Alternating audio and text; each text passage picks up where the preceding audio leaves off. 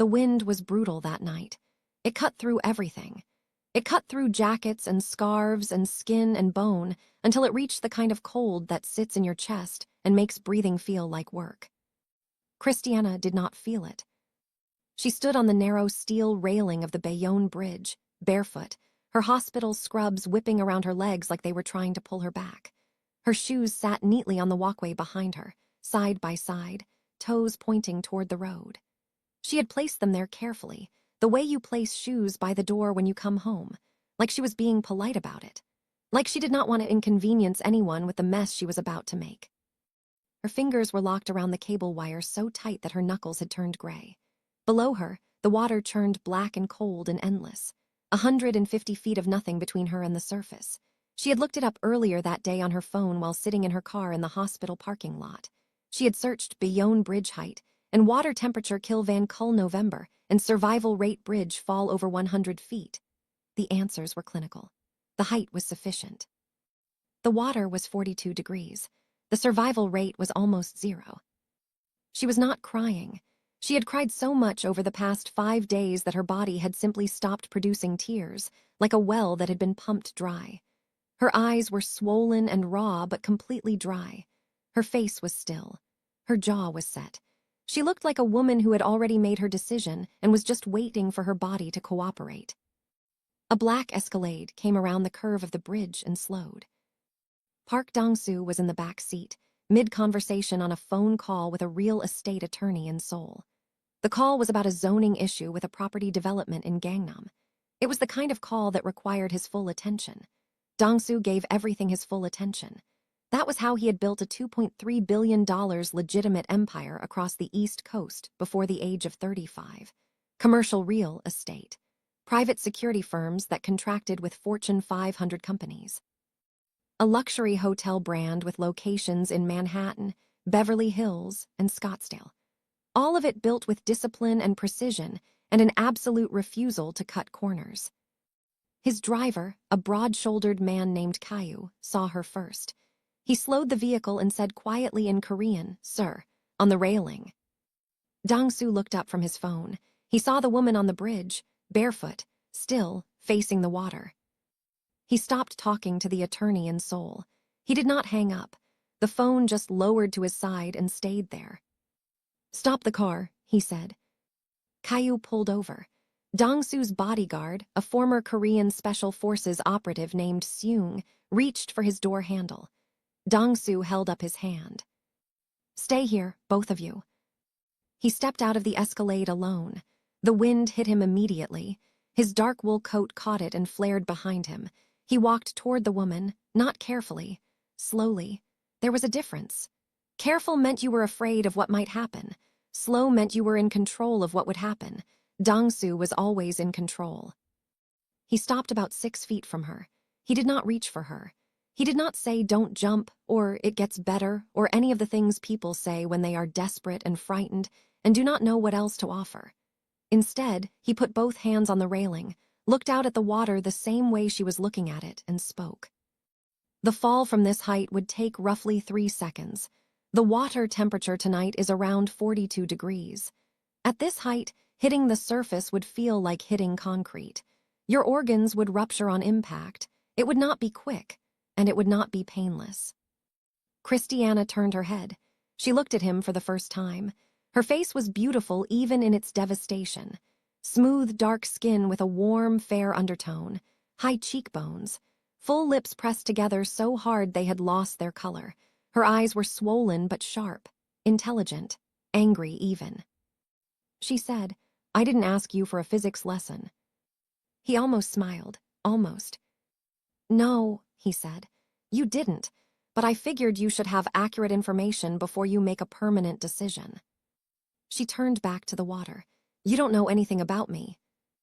I know you're standing on the wrong side of a bridge railing at night in November without shoes on. I know you drove here in hospital scrubs, which means you came from a shift, which means you have a job, which means somewhere between clocking out and arriving here, something convinced you that none of it was worth continuing." She did not respond. Her grip on the cable tightened. He said, "I'm not going to grab you. I'm not going to call anyone. I'm going to stand right here because the wind is picking up and I would rather not watch someone die tonight." The wind howled between them. Christiana's story was not dramatic in the way that stories on the news are dramatic. There was no single catastrophic event. It was an accumulation, a slow drowning. She was 27 years old.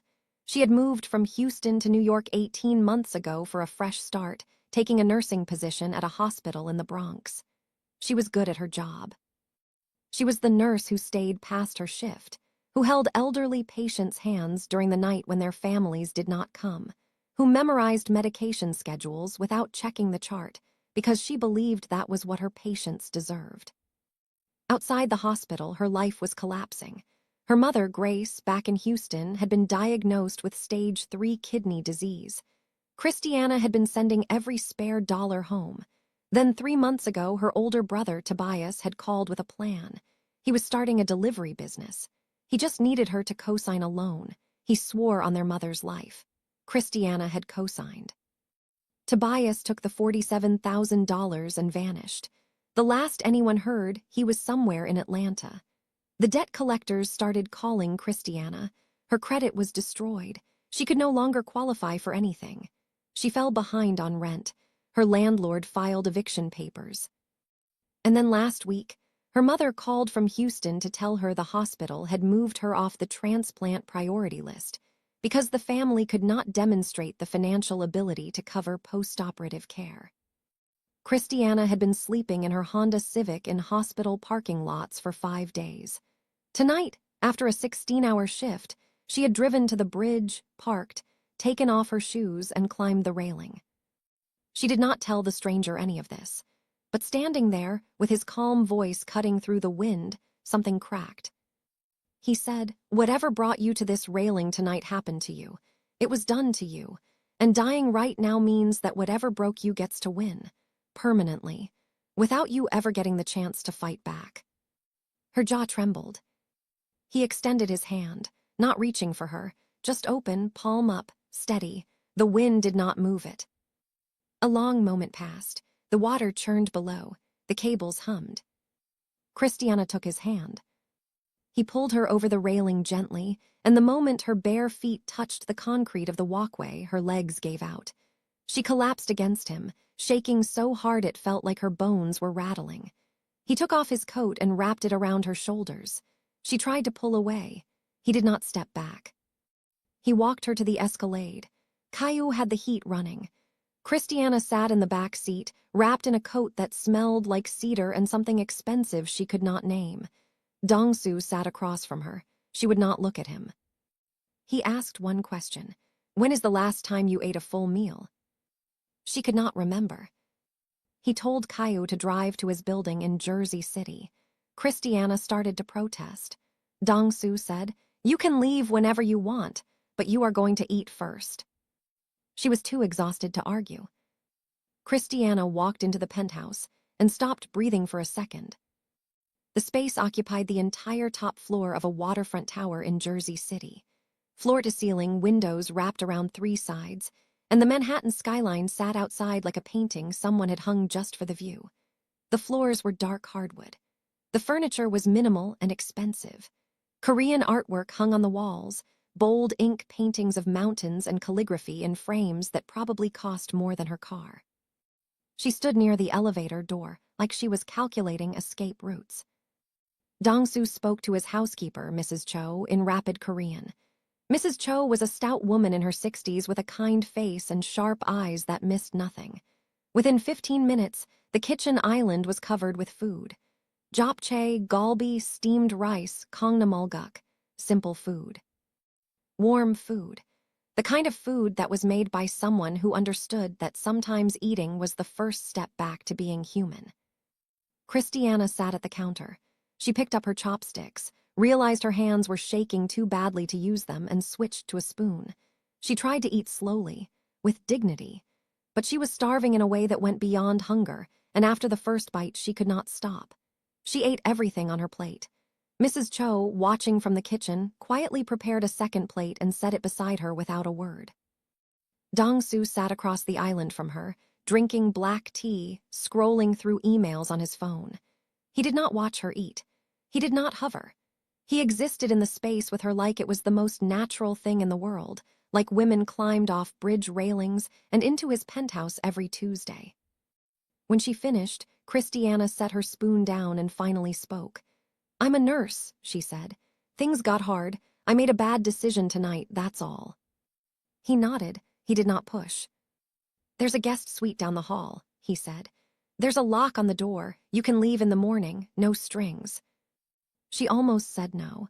She had been saying no to help for so long that it had become instinct. But she had been sleeping in a Honda Civic for 5 days, and her lower back ached, and she was tired in a way that sleep in a car seat could not fix. She accepted.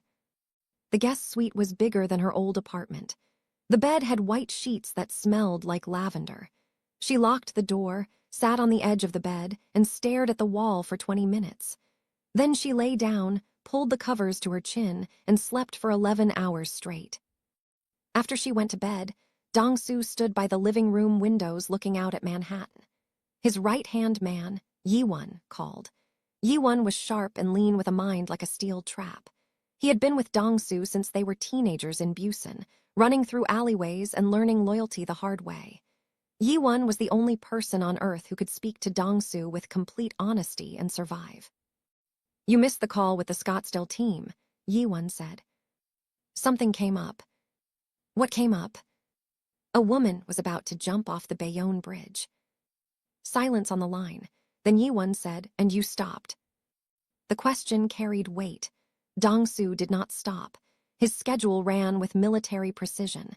He was in the middle of a $400 million acquisition deal in Scottsdale, Arizona.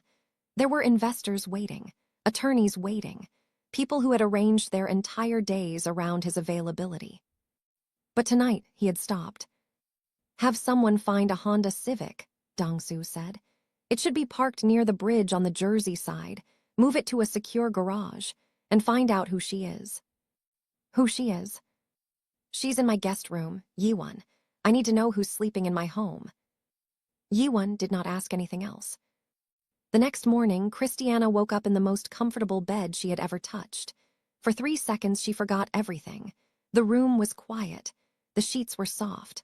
Sunlight came through the window in a warm line across the floor. Then it all came back. The bridge, the man, the humiliation of being so broken that a stranger had to feed her and put her to bed like a child. She showered quickly, put her scrubs back on because they were the only clothes she had, and headed for the front door. Dong-soo was already awake. He sat at the dining table in a fitted black crew neck and dark slacks, reading something on a tablet. Breakfast was laid out. Eggs, toast, fresh juice, sliced fruit. He looked up. "Eat before you go." She hesitated. She sat. They ate in mostly silence. When she was done, he slid a business card across the table. It was simple. Black cardstock, white text. Just his name, a phone number, and a small emblem she did not recognize. "If it gets that bad again," he said, "call this number before you go to a bridge." She took the card. She stood. She did not say thank you. She was too proud and too ashamed. In the elevator going down, she looked at the card. She whispered to herself, "Who are you?" She pulled out her phone in the lobby and Googled his name. The first result made her stop walking. Park Dong-soo, the shadow emperor of the East Coast, inside the Korean Empire that runs in silence. She stared at the screen, her heart hammered against her ribs. She looked back at the elevator, then at her phone, then at the elevator again. She walked out of the building fast. Christiana retrieved her car from a parking garage in Jersey City that she had never been to. Somehow, the Honda Civic was there, parked neatly in a reserved spot, the parking ticket already paid. She stood next to it for a full minute trying to figure out how it had gotten there. Then she remembered who she was dealing with and decided not to think about it. She drove back to the Bronx. She picked up a shift at the hospital. She worked 16 hours on 3 hours of sleep, running on caffeine and the stubborn refusal to fall apart again. She showered in the staff locker room after her shift. She changed into the only other set of clothes she had, a pair of jeans and a sweatshirt, and walked to the parking lot. She slept in her car again that night. But something was different. The bridge had not worked. She was still here. And the card in her pocket felt like it weighed 10 pounds. She did not call the number. She was not ready for that. But she also did not drive back to the bridge. 3 days passed. She worked. She slept in her car. She ate from the vending machine in the hospital break room. She did not call him. Meanwhile, Yiwon delivered his report. Christiana Adwale, age 27, born and raised in Houston, Texas. Mother Grace Adwale, a Nigerian immigrant who had supported the family by braiding hair out of their apartment in 3rd Ward. Father, absent since Christiana was 4. One older brother, Tobias Adwale, last known location Atlanta, Georgia, currently wanted for questioning related to fraud. Christiana had co-signed a $47,000 loan that Tobias had taken and disappeared with. Her credit had been destroyed. She had been evicted from her apartment 3 weeks ago. Her mother was on dialysis in Houston and had recently been moved off the transplant priority list. Yiwon read the details to Dong-soo over the phone. When he finished, Dong-soo was quiet for a long time. Then he said, "She went to work the next day." Yiwon confirmed. Less than 12 hours after standing on the wrong side of a bridge railing, Christiana Adwale had clocked in for a double shift at a hospital in the Bronx. Dong-soo said nothing, but the silence carried something heavy. Respect. Not the kind of respect he gave to business partners and associates. Something deeper. Something he did not have a word for yet. 4 more days passed. Christiana was leaving the hospital after another brutal shift, walking through the parking lot at 11 at night, when her car would not start. Dead battery. She stood in the dark lot with her hands on the hood and just breathed. She did not cry. She did not scream. She just stood there, absorbing another blow like her body had learned to take them the way a boxer learns to take punches, turning slightly so they land on muscle instead of bone. A black SUV pulled into the lot. Yiwon stepped out. He was polite and formal, wearing a dark suit with his hands clasped in front of him. He said Mr. Park had sent him. A car was available to take her wherever she needed to go. Christiana stiffened. "How does he know where I work?" Yiwon paused. "Mr. Park does not like unanswered questions." She felt the anger rise. She felt surveilled, invaded, like someone had peeled back the walls of her life and looked inside without permission. But she was also standing alone in a dark parking lot with a dead car and nowhere to sleep, and the kind of exhaustion that makes pride feel expensive. She got in the SUV, but she was not grateful. She was furious. From the back seat, she pulled out her phone and dialed the number on the business card. Dong-soo picked up on the second ring. "You had someone watching me," she said. "I had someone making sure you didn't go back to a bridge." The line was quiet, then she hung up. Dong-soo stared at his phone. In Busan, men who controlled entire shipping routes spoke to him with deference. In Manhattan, CEOs waited in lobbies for his meetings. On the phone just now, a 27-year-old nurse from Houston had hung up on him. Yiwon, sitting across the room, watched his boss's face cycle through something he had never seen before. Dong-soo said, "She hung up on me." Yiwon said carefully, "Would you like me to?" "No," Dong-soo paused. "She's allowed." The next day, Christiana showed up at Dong-soo's building unannounced. She walked through the lobby, and the doorman, who had been given specific instructions weeks ago to let her through if she ever appeared, stepped aside without hesitation. She took the private elevator up to the penthouse. She walked in on a meeting. Dong-soo sat at the head of a long glass table with 3 men in expensive suits. Architectural plans were spread across the table. Someone was mid-sentence about structural permits in Scottsdale. Everyone stopped talking when she walked in. 3 powerful men looked at this woman in hospital scrubs and a zipped-up hoodie with fury in her eyes, and her chin lifted like she was about to go to war. She said, "We need to talk now."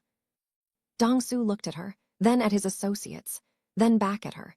He said something in Korean to the men at the table. They stood, gathered their documents, and filed out. One of them, a sharp-eyed man named Mr. Shin with silver at his temples and cold precision in his gaze, looked at Christiana as he passed. The look was brief but loaded. Disdain, wrapped in formality. He said nothing. He did not need to. When the room was empty, Christiana set a dry-cleaning bag on the table. Inside was Dong-su's wool coat, the one he had wrapped around her on the bridge. She had it cleaned with money she genuinely could not afford. "I'm not a project," she said. "I'm not a stray you picked up. I didn't ask for your surveillance or your car service or your people showing up at my job."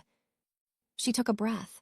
"I came here to return your coat and to say thank you, for real, for what you did on that bridge, that's it." Dong-su took the coat. He held it for a moment, then set it on the chair beside him. "Sit down," he said. "I'm fine standing." "Then stand, but hear me out." He told her about his private security company. It provided executive protection, risk assessment, and tactical support for high-net-worth individuals and corporations across the East Coast.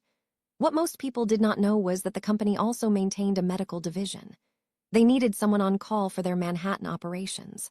Someone who could handle trauma care, work under pressure, keep their mouth shut, and stay composed when things got chaotic. The pay was $95,000 a year, full benefits, company housing in a secure apartment in Tribeca. Christiana's jaw tightened. "You don't even know if I'm a good nurse."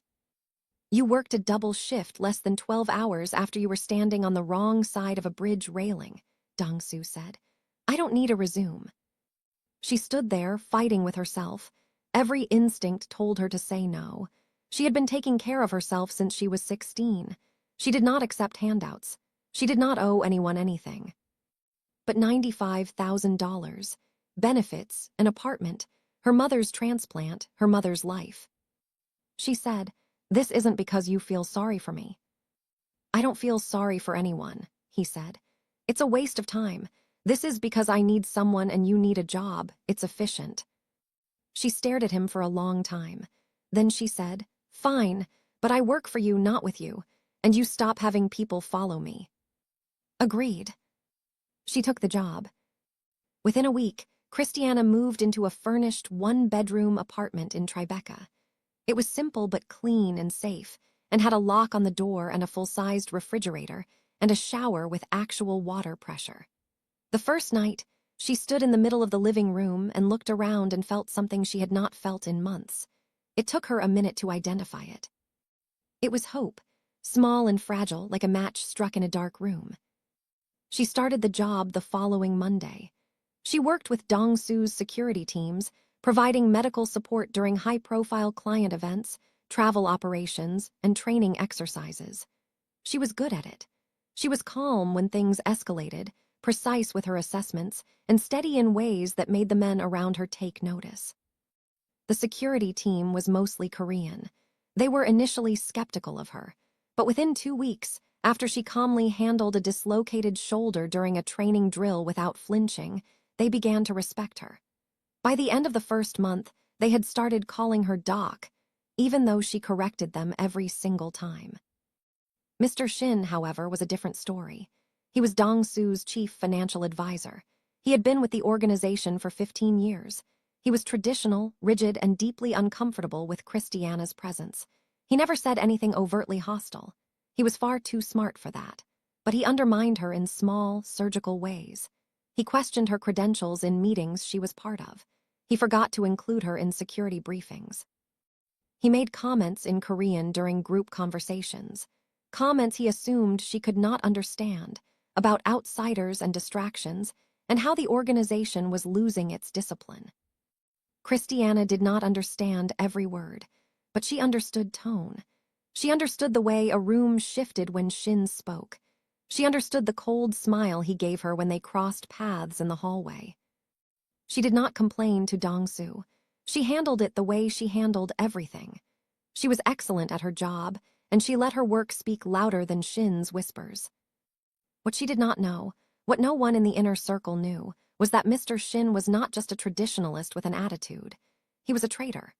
For over a year, he had been feeding information to a man named Yoon Tae-hyuk, an elder in the organization's council in Seoul who believed he should be the one leading, not Dong-su. Tae-hyuk was patient. He was strategic, and he was waiting for Dong-su to show a weakness he could exploit. 2 months into Christiana's new position, Dong-su traveled to Scottsdale, Arizona for the final phase of his $400 million real estate acquisition. He brought his core team, and for the first time, Christiana was included. In Scottsdale, she saw a different version of Dong-soo. At a private dinner with investors at a high-end resort, he was magnetic. He moved through the room with a gravity that made people lean toward him when he spoke. He switched between English and Korean without effort. He smiled in a way that never quite reached his eyes, but made you feel like you were the most important person in the room while he was looking at you. Christiana was stationed with the security team near the perimeter. She watched him from across the room and felt something she had been trying to bury for weeks. It sat low in her chest, warm and inconvenient and terrifying. After the dinner, the team returned to the resort. Christiana was checking medical supplies in her suite when someone knocked. She opened the door. Dong-soo stood in the hallway with his right hand wrapped in a cloth napkin spotted with blood.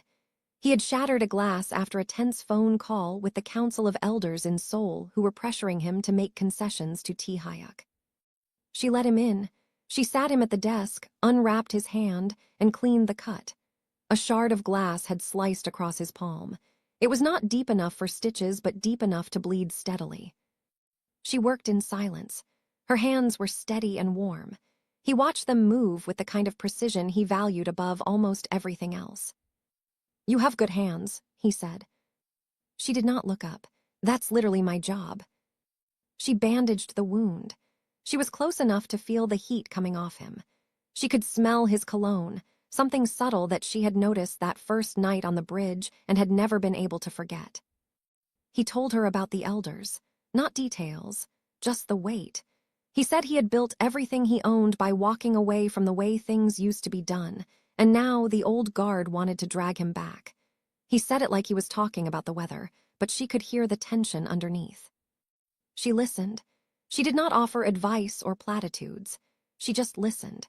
And he realized, sitting in that hotel room in Scottsdale with a bandaged hand and a woman who had no agenda, that this was the first time in years he had spoken to someone who was not trying to manage him or gain something from him. When she finished the bandage, their eyes met. A beat, 2 beats, 3, the air between them changed density.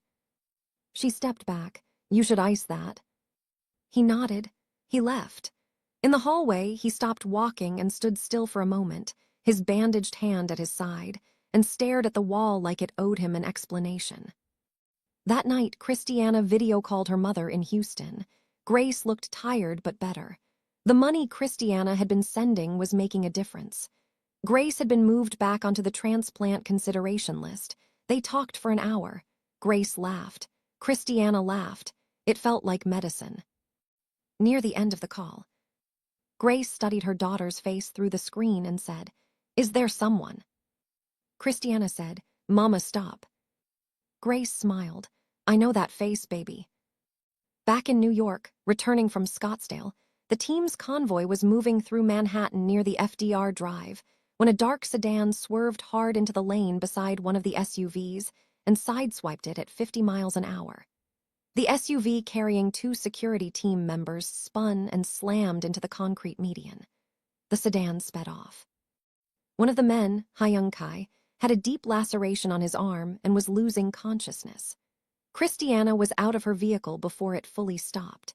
She climbed into the back of the damaged SUV, applied pressure to the wound with her bare hands, and kept Hyung-kai conscious by talking to him in a calm, steady voice until paramedics arrived.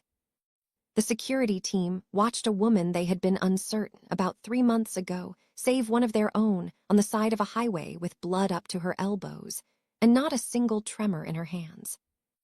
Dong-soo watched from his vehicle. Yi-won watched Dong-soo's face. Dong-soo said quietly, "Find out who did this, tonight." The investigation pointed to Tae-hyuk's network, but they could not prove it yet. The threat was escalating, and Christiana was now inside Dong-soo's world, which meant she was inside the crosshairs too. 2 weeks after the convoy attack, Christiana returned to her Tribeca apartment after a long shift. She dropped her bag by the door, kicked off her shoes, and noticed an envelope on the floor. It had been slid under the door. No name, no return address. She opened it. Inside was a single photograph. Her mother, Grace, walking into the dialysis clinic in Houston. The picture had been taken from across the street. It was recent. Her mother was wearing the blue cardigan Christiana had sent her for her birthday. On the back of the photograph, written in red ink, "He cannot protect everyone." Christiana's blood went cold. Her hands shook, not for herself, for her mother. Her mother who braided hair to pay rent. Her mother who had never raised her voice at another human being in her entire life. Her mother who was on dialysis 3 times a week and could not run even if she wanted to. She called Dong-soo. She did not hesitate. He answered immediately. She told him what she found. He heard the fear in her voice, and he was at her apartment in 20 minutes. He looked at the photograph. His expression did not change, but his eyes went dark in a way that Christiana had never seen, like a door had closed behind them and locked from the inside. He made one phone call. Within the hour, 2 of his most trusted operatives were on a flight to Houston. By morning, Grace Adwale had 24-hour private security. She had been moved to a secure medical facility in the Texas Medical Center. Grace thought it was just an insurance upgrade. She told her daughter on the phone, "This new hospital has pudding cups, baby. I think I'm going to like it here." Christiana sat on her couch and looked at Dong-soo. "This is because of you," she said, "because I'm close to you." He said, "Yes." No sugarcoating, no deflection. "Then maybe I should leave." He was quiet for a moment. Then he said, "You can. I won't stop you. I'll make sure you and your mother are safe regardless of what you decide. But I want you to stay." The word landed heavy. Want, not need. Not it would be more efficient. Want. From a man who measured every word like currency, this was a fortune. She did not answer that night. She asked him to leave. He did. She spent the night sitting in her living room in the dark, thinking. She thought about the bridge. She thought about who she was 3 months ago. A woman with nothing. A woman ready to die. She thought about who she was now. A woman with a job, a home, her mother's health improving, and something terrifying and real building between her and a man who should not make sense for her but somehow did. The next morning, she went to his penthouse. He was standing by the windows. She said, "I'm staying, but not because you asked, because I choose to." He nodded, but the relief in his face, which he tried and failed to hide, told her everything. That evening, he invited her to stay for dinner. Not a business dinner, just dinner. Mrs. Cho cooked. They sat at the island and ate and talked like 2 people who had forgotten what it was like to be known by someone. She told him about growing up in 3rd Ward in Houston, about her mother braiding hair from 5 in the morning until 10 at night, about the first time she knew she wanted to be a nurse. She was 9 years old. Her grandmother had a stroke in their living room, and the paramedic who arrived was a young black woman who was calm and sure and unshakable, and Christiana had watched her and thought, "I want to be that." He told her about Busen, about his mother, who died when he was 12, about his father, who loved him the only way he knew how, by preparing him for a world that would try to eat him alive, about the day he decided to take everything his father had built and reshape it into something legitimate, and how half the people he grew up with called him a traitor for doing it. They moved to the terrace. The Manhattan skyline glowed across the river. The night was cold. She shivered. He put his arm around her. She leaned into him. He said, "On the bridge that night, you didn't ask me for anything. You didn't ask who I was. You didn't ask for help. You were just going to disappear." "Why does that bother you?" "Because I've spent my entire life surrounded by people who want something from me. You were the first person I ever met who wanted nothing, not even to live." She looked at him. She touched his face. He closed his eyes. He kissed her, slow, deliberate, like everything he did. She kissed him back. It was warm and certain and felt like a door opening to a room she did not know existed. When they pulled apart, she said, "This is going to complicate things." He said, "Things were already complicated." Over the next several weeks, they grew into each other privately. She still worked her position. She maintained her professionalism during operations. But after hours, she was with him. He started teaching her Korean phrases. She cooked him jollof rice from her mother's recipe, and he ate 3 plates and asked Mrs. Cho to get the recipe, and Christiana said absolutely not. This is classified information. They were careful in public, but the inner circle noticed. Yi-won accepted it quietly. The security team respected Christiana too much to gossip, but Mr. Shin watched with growing urgency. He reported the relationship to Yoon Tae-hyuk in Seoul. Tae-hyuk's response was calm. Good. A weakness is only useful when it matters to him. Now we know she matters. Then Tobias resurfaced. Christiana got a call from an unknown number. It was her brother. He was in Atlanta. He was crying. He said he was in trouble. He had lost the loan money gambling and now owed dangerous people. He said he was sorry. He said he needed help. Christiana held the phone and felt the ground crack beneath her. This was the man who stole $47,000 from her. The man whose betrayal sent her to a bridge railing at night. But he was also her brother, her mother's son. The boy she used to share a bed with in their cramped apartment in 3rd Ward when the power got shut off and they had to sleep close to stay warm. She told Dong-soo. He listened without interrupting. Then he said, "What do you want to do? Not what you think you should do. What do you want?" She said, "I want him to face what he did, but I don't want him dead in a ditch somewhere."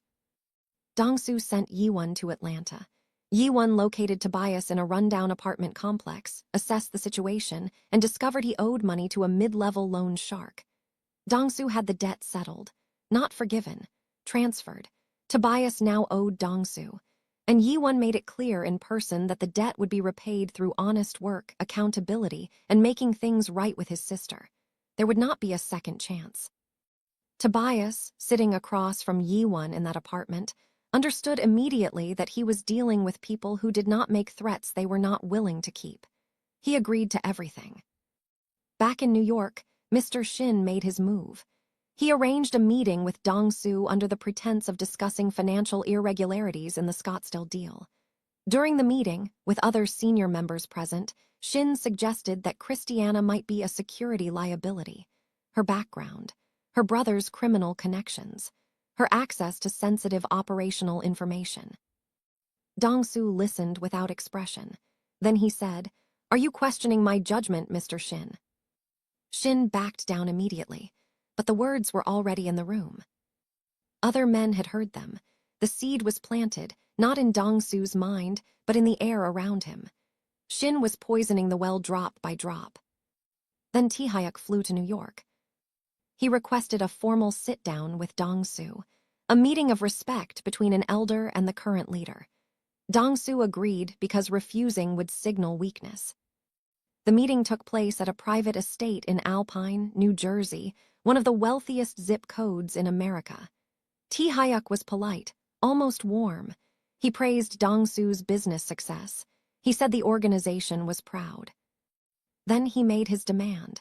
He wanted a seat on Dong-soo's board of directors, formal influence over the legitimate businesses.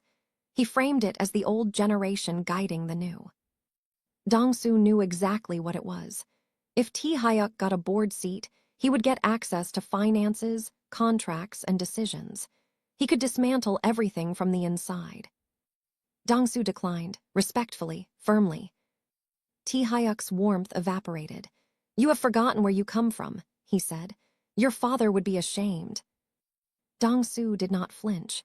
"My father is dead because he trusted men like you. I won't make the same mistake." The meeting ended. Tae-hyuk left, and within 48 hours, confidential financial documents from the Scottsdale acquisition were leaked to a competing real estate firm. The deal, worth $400 million, was suddenly in jeopardy. The leak came from inside. Yi-won worked around the clock. He traced encrypted communications. He followed digital trails through layers of security, and he found it. Every thread led back to Mr. Shin. Shin had been working with Tae-hyuk for over a year. He was responsible for the leaked documents. He was responsible for the convoy attack. And he was responsible for the photograph of Grace Whale that had been slid under Christiana's door. Dong-soo sat alone in his office, looking at the evidence on his screen. Shin had been with the organization for 15 years. He had sat at Dong-soo's table, eaten his food, shaken his hand. And he had been trying to destroy the woman Dong-soo loved. Dong-soo did not act immediately. He waited 3 days. During those 3 days, Yi-won compiled every piece of evidence against Shin into a comprehensive file. Every leaked document, every encrypted message to Tae-hyuk, every financial transaction that traced back to the betrayal. On the 4th day, Dong-soo called a meeting of his entire inner circle at his Manhattan office. Every senior member was present. Shin was present.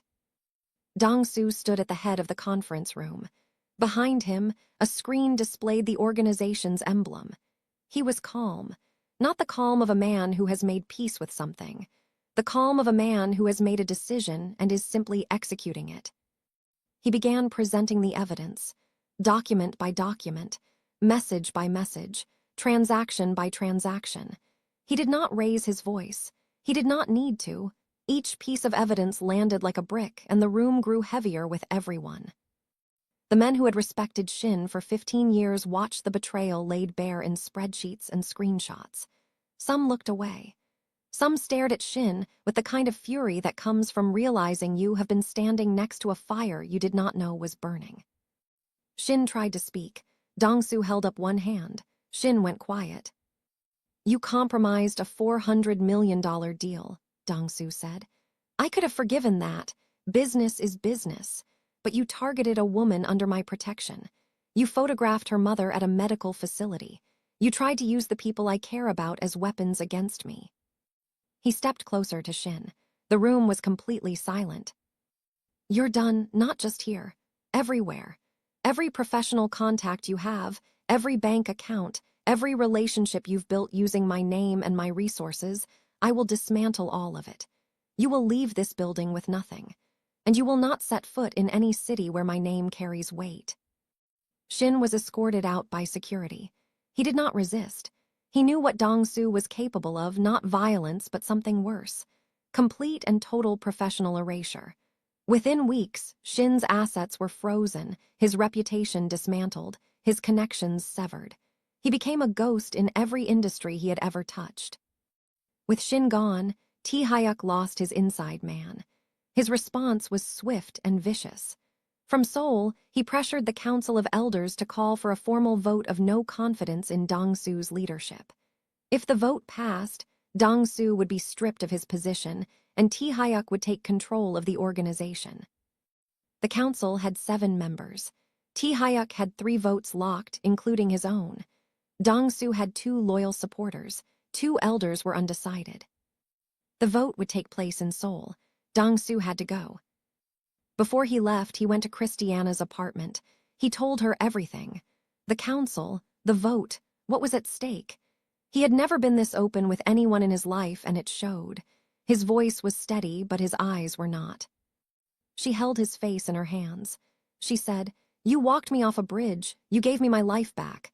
Now go fight for yours and come back to me." He pressed his forehead against hers. He said something in Korean, quiet and low.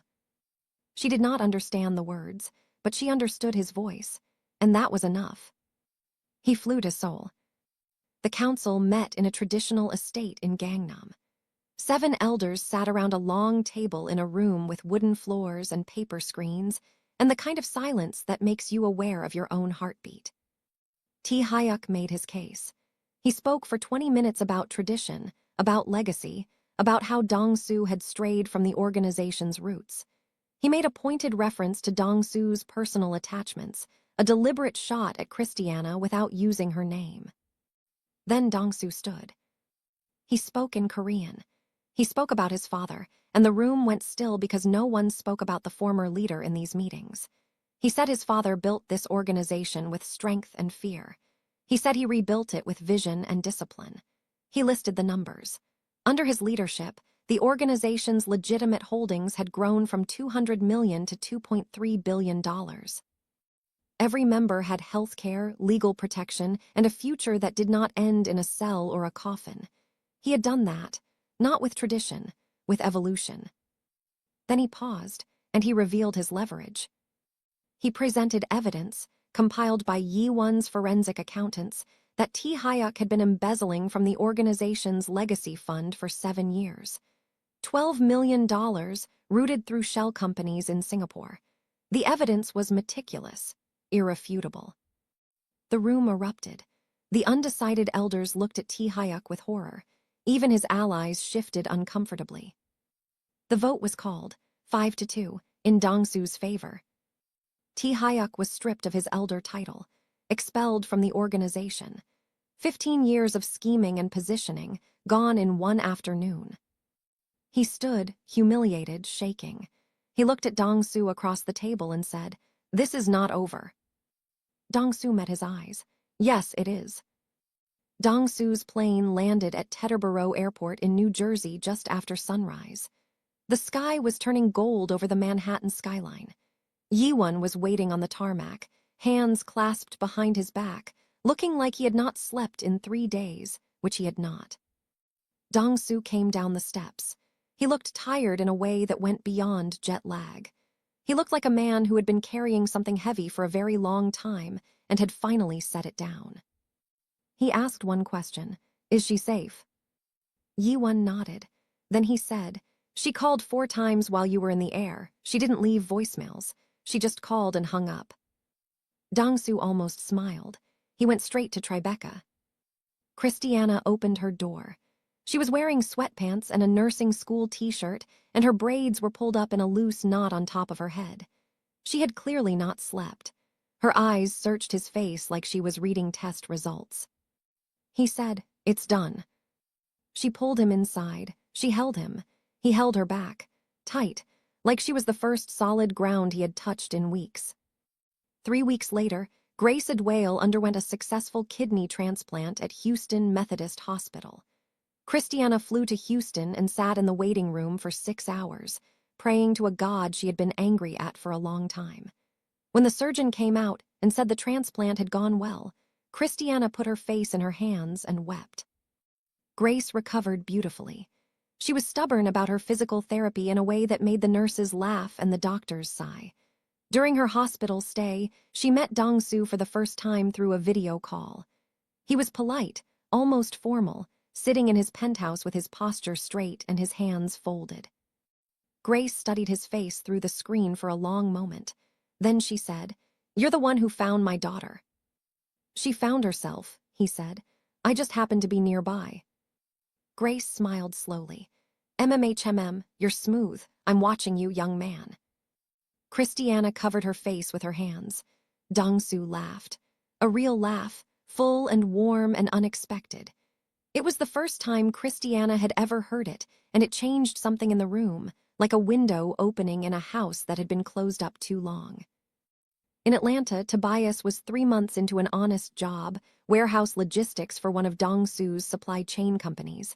He was sober. He showed up on time. He was paying back his debt in small, steady amounts. He was not fixed.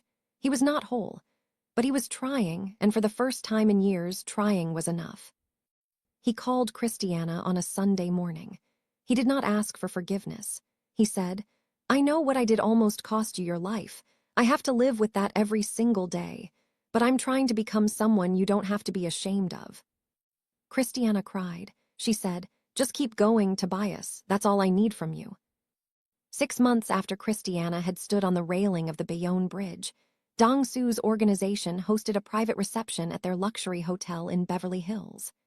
The event celebrated the successful closing of the Scottsdale acquisition, which Dong-su had personally renegotiated and closed for $415 million, more than the original price, because Park Dong-su did not just recover from setbacks. He profited from them. Christiana attended, not as a staff member, not as a medical contractor. She walked in at Dong-su's side in a deep emerald gown, her long braids swept elegantly over one shoulder, gold earrings catching the light. She was radiant in a way that had nothing to do with the dress and everything to do with the fact that she was standing in a room full of powerful people, and not one part of her felt small. The guests, investors, executives, and members of the organization greeted her with genuine respect, not because Dong-su demanded it, though he would have, because she had earned it. She had saved a man's life on the side of the FDR drive with blood on her hands and steadiness in her voice. She had stood firm when she was threatened. She had never once used Dong-su's power or money for herself. Dong-su gave a brief speech. He thanked his team. He talked about what it meant to build something that outlasts the people who try to tear it down. Then he paused. He looked across the room at Christiana, who was standing near the back, trying not to draw attention, the way she always did. He said, "And I want to thank the person who reminded me what it looks like to fight for your life, not because it's easy, but because it's worth it." The room applauded. Christiana's eyes glistened. She did not look away from him, she could not. Later that night, after the reception had thinned, Dong-soo found Christiana on the terrace. She was leaning on the railing, looking out at the Beverly Hills skyline. Leaning on a railing. But this time she was on the right side. This time she was not looking down. She was looking out. At a city full of light and possibility and a future she had almost thrown away on a cold night in November. He stood beside her. He reached into his jacket and pulled out a small velvet box. He did not get on one knee. That was not who he was. He set the box on the railing between them and opened it. Inside was a cushion-cut diamond in a simple platinum band. Beautiful, elegant, chosen with care. "I've negotiated deals worth hundreds of millions of dollars," he said. "I've faced down men who wanted to destroy everything I built. None of that made me nervous." He looked at her. "This makes me nervous." She looked at the ring, then at him. "Park Dong-soo, are you asking me to marry you?" "I'm asking you to stay, permanently, officially, legally." She laughed, a real laugh, full and bright with tears sliding down her cheeks. "You couldn't just say, 'Will you marry me?' like a normal person." "I've never been a normal person." She took the ring out of the box. She put it on her own finger. She looked at it. She looked at him. "Yes." He pulled her close. She pressed her face against his chest and listened to his heartbeat, steady and strong and certain, the way it had been on the bridge that night when he stood beside her and refused to leave. They stood together on that terrace with the city glowing beneath them and the night stretched wide and open above them. Two people who had found each other at the exact moment they were not supposed to. A man who stopped his car on a bridge because something told him to. A woman who took his hand because something told her to live. Neither of them was standing alone anymore, and neither of them ever would again.